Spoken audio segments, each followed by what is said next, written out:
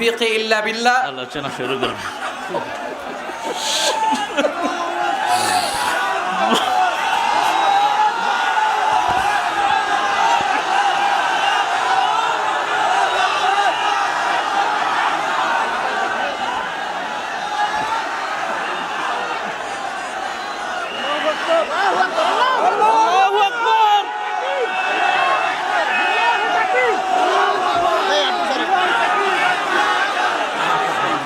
পাশে কোনো লোক আসতে দেওয়া যাবে না।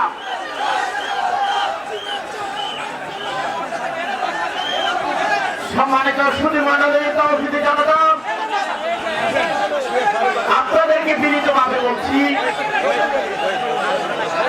আপনারা দয়া করে বসে পড়ুন। আপনারা দয়া করে বসে পড়ুন। মিডিয়ার ভাইদেরকে বলছি, দেখাবে উযকুর ইসমি ফি তাহাজ্জুদি। ইনশাআল্লাহ। আনতে কামান জোয়ারিয়া সহ সবাইকে আদর।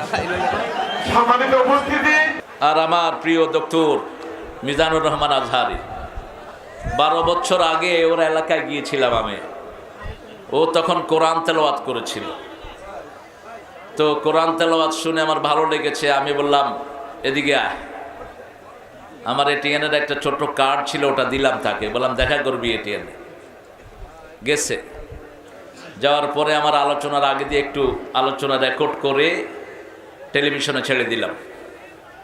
সেই তার হাতে সবক। আজকে আমার মিজানকে আল্লাহ কবুল করুন। মিজানের সুন্দর আলোচনাকে আল্লাহ আমাদের আমলের তৌফিক দান করুন। প্রাঞ্জল ভাষায় অত্যন্ত চমৎকার ভঙ্গিতে কথা বলে, ছোট্ট ছোট্ট সেন্টেন্সে। এটা আমরা উত্তরাধিকার সূত্রে একজন থেকে পেয়েছি, যিনি সারা পৃথিবীর কথার জাদুঘর। মিজান আমাকে অনেক ভালোবাসে এবং ফোনেও সে যখন কথা বলে আমাকে বলে হুব্বুকা ফিল্লাহ, আমি আপনাকে আল্লাহর জন্য ভালোবাসি।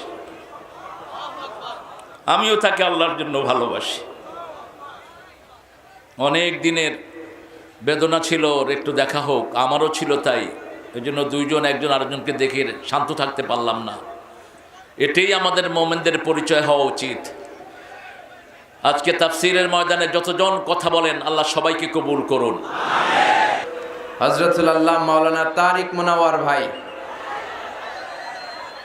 অসাধারণ চমৎকার কোরআন থেকে কথা বলেন।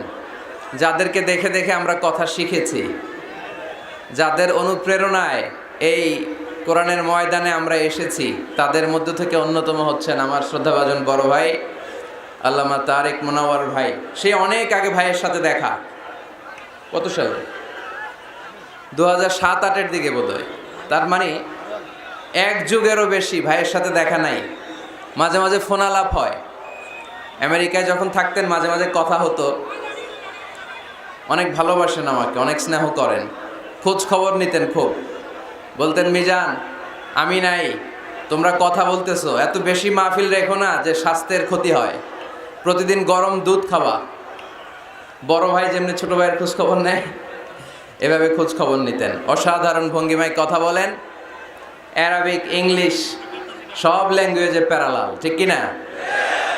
3টি বছর বাংলাদেশের তাওহীদি জনতা ওনার কোরআনের এই বাণী থেকে মাহরুম ছিল।